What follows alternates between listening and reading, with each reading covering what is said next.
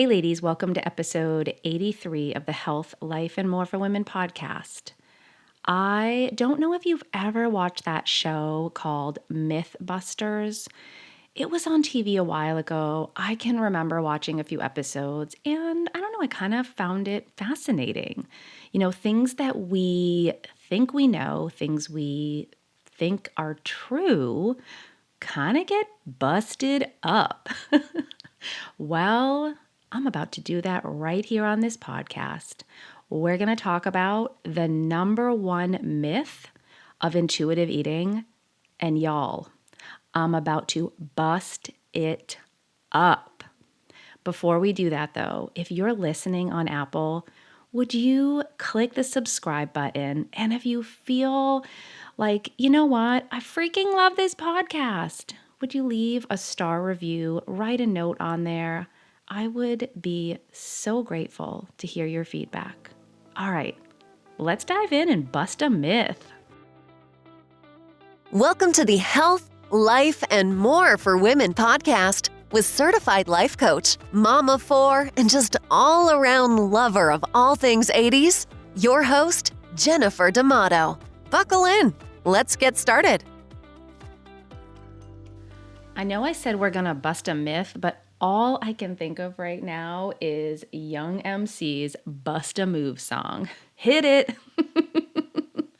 That's my level of enthusiasm right now. All right, I might have to pause recording and put it on and dance. So I've talked about intuitive eating many times on this podcast. Part of the reason is it's what I do. I am an intuitive eating coach.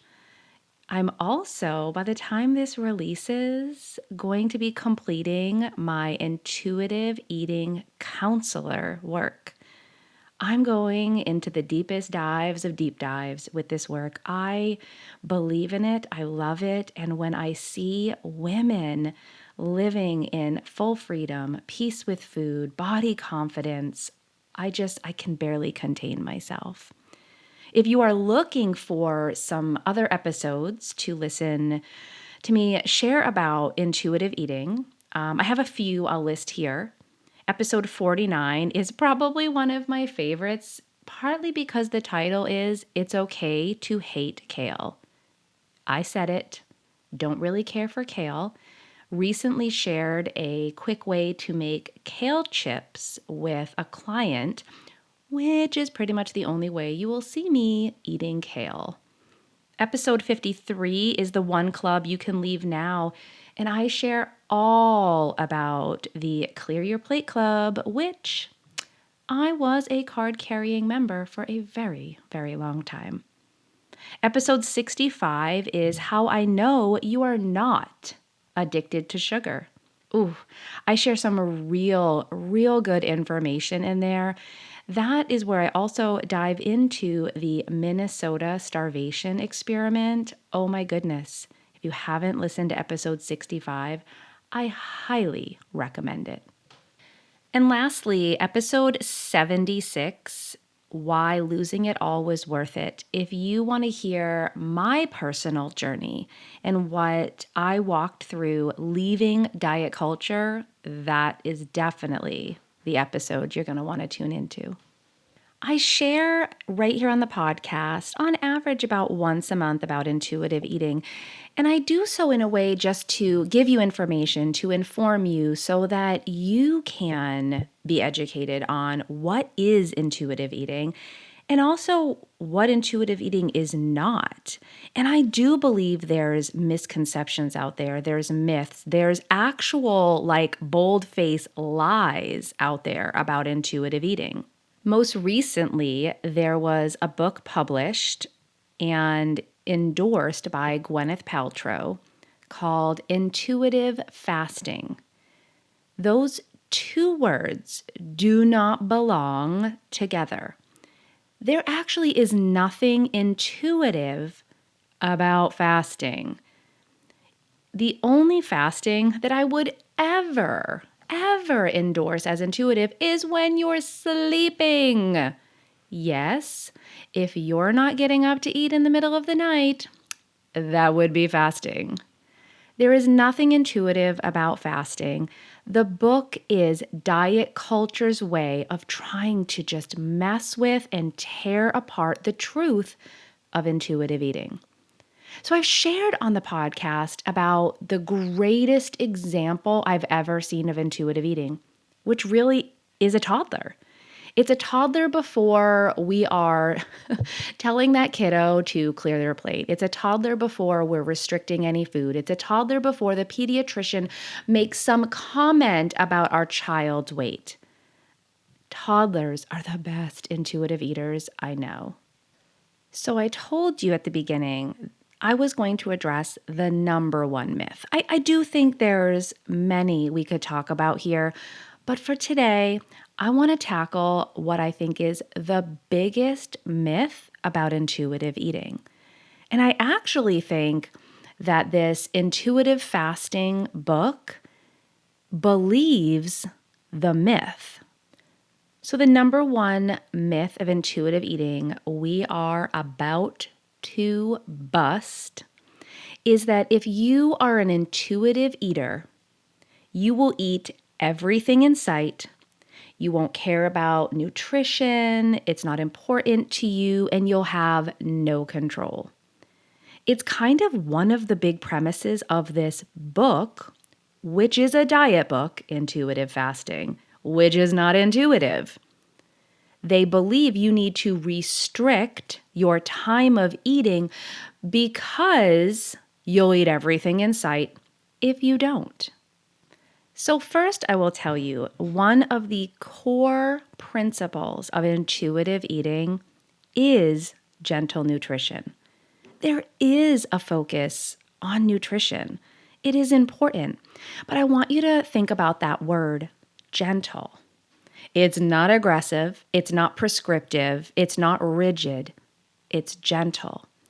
And it's gentle because there are other things that are just as and some that are more important than the nutrition piece.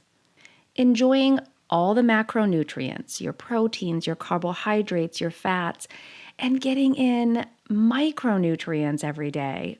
That's so important. Yes, absolutely. But at what expense? This is what is not considered in diet culture. It's you must hit these numbers, you must limit these things in order to do what? What is the whole goal of diet culture? It's to shrink your body. It's to lose weight. It's to remind you that the body you are in is not what it should be. Intuitive eating considers the entire person, head to toe, inside out. Your thoughts matter. Your thoughts about your body matter. Your thoughts about food matter. Your thoughts about how you see yourself in this world matter. Diet culture does not care about any of those things. In one way or another, it is manipulating your macro and maybe even your micronutrients. That is the only thing that is important because the end goal of every single diet is for you to lose weight. That is the only goal. And study after study after study has shown that people who diet to lose weight gain back that weight and then some 98% of the time.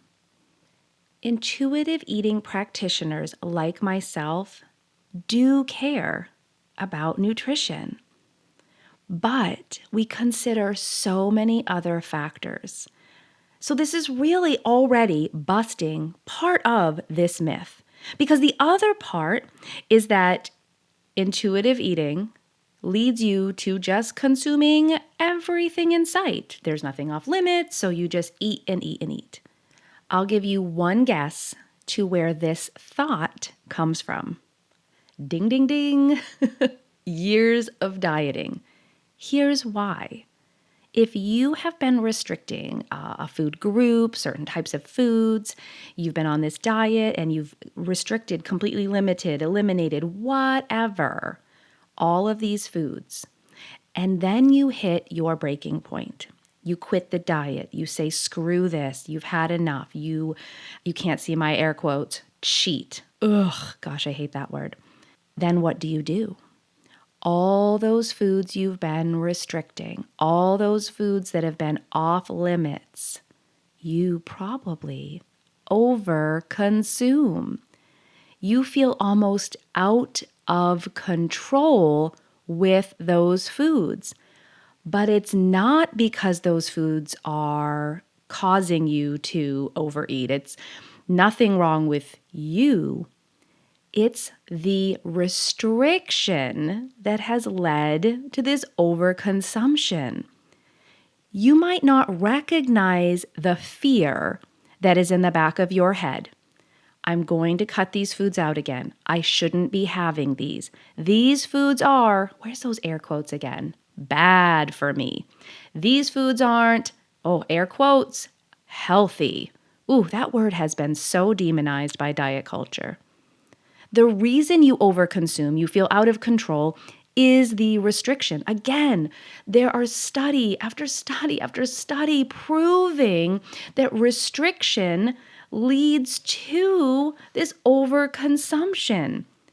You probably think about those foods more often when you're not having them than when you allow yourself to have them.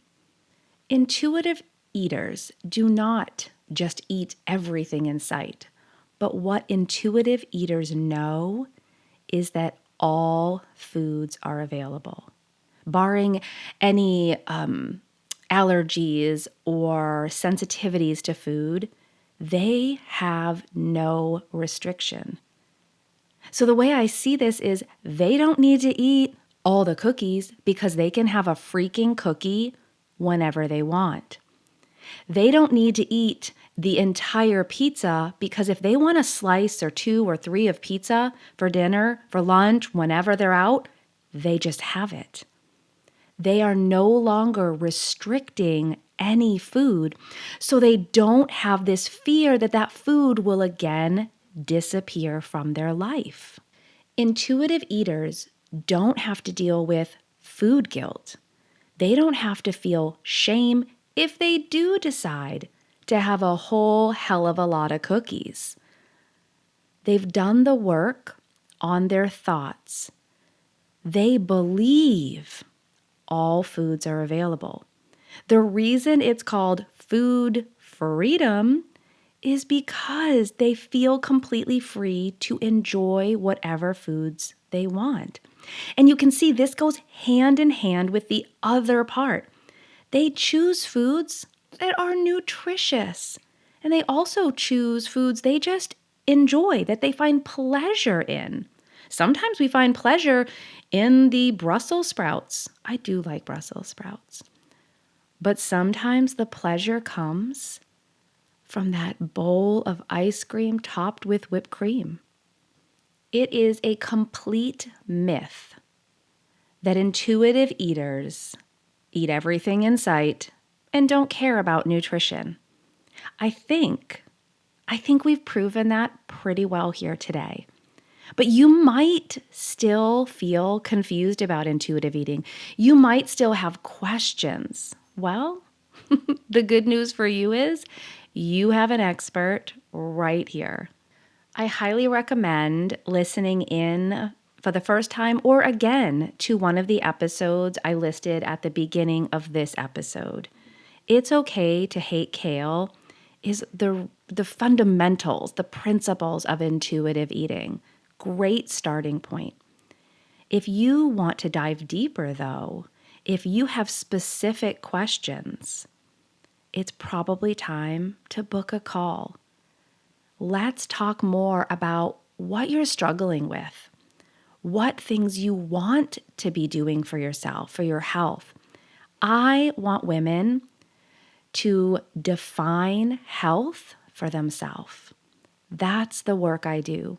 Women who work with me feel more confident in their food choices. They feel more confident in their body. They walk away from diet culture defining their health, and they own that definition for themselves.